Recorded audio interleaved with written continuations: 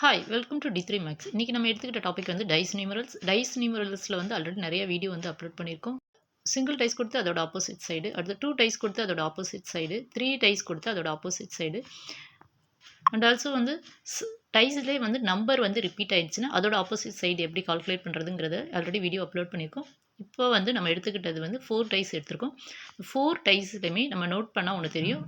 அதாவது நமக்கு வந்து அந்த ரிப்பீட்டான நம்பரும் நமக்கு கேட்டுக்கிட்ட ஆப்போசிட் சைட்ஸ் ஆஃப் சம் நம்பரும் சேமாக இருக்கும். அதாவது ஆப்போசிட் சைட் ஆஃப் 4ம் அந்த ரிப்பீட்டான நம்பர் வந்து 4ஆக இருக்கும். ரெண்டும் சேமாக இருந்தால் இந்த ஷார்ட்கட் யூஸ் பண்ணுங்கள். இப்போ வந்து எந்தெந்த டைஸ்லலாம் வந்து 4 இருக்குன்னு பார்க்கணும். First dice, second dice, third dice 3 டைஸ்லையுமேங்கிற 4ங்கிற நம்பர் ரிப்பீட் ஆகிருக்கு. ஓகேவா? இப்போ ஃபஸ்ட்டு டைஸ் எடுத்துக்கிறோம். ஃபஸ்ட்டு டைஸ் 4 எழுதியாச்சு.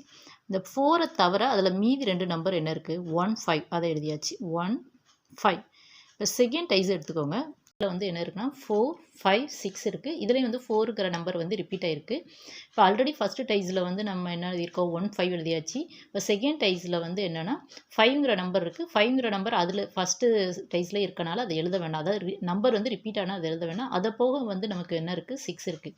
அதாவது இதை 4 தவிர 5, 6ங்கிற நம்பர் இருக்குது. 5ங்கிறது ஃபஸ்ட்டு டைஸில் இருக்கனால அதை நான் எழுதலை. செகண்ட் டைஸில் 6 எழுதியாச்சு.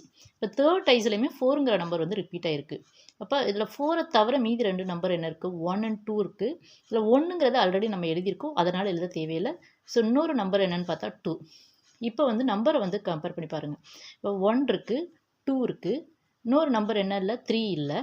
அடுத்தது பாருங்கள் 4, 5, 6 6 நம்பர் வந்துருச்சா? இப்போ நமக்கு இதில் இல்லாத நம்பர் வந்து என்னது? 3ங்கிற நம்பர் தான் இல்லை. ஸோ அதுதான் இதோட ஆன்சர். அதாவது என்னென்னா இப்போ மறுபடியும் நான் ரிப்பீட் பண்ணுறேன். எந்த நம்பர் வந்து ரிப்பீட் ஆகிருக்கோ அந்த நம்பர், அதாவது அதோட ஆப்போசிட் சைடு ரெண்டுமே இதில் வந்து சேமாக இருக்கும். ஸோ அந்த 4 வந்து நான் எழுதிட்டு 4 தவிர மீதி 2 நம்பர் என்ன இருக்குது? 1, 5 அதை அப்படியே எழுதிக்கிட்டேன். அதே மாதிரி செகண்ட் டைஸில் பார்க்குறோம். 4 தவிர மீதி 2 நம்பர்னா 5 and 6. 5 ஆல்ரெடி எழுதுனால அதை எழுதலை. நெக்ஸ்ட் வந்து 6 எழுதியாச்சு. தேர்ட் டைஸ்லேயுமே 4ங்கிற நம்பர் வந்து ரிப்பீட் ஆகிருக்கு. அதை தவிர மீதி 2னா 1 and 2. 1 வந்து ஆல்ரெடி எழுதியாச்சு, அதனால் 2 எழுதியாச்சு.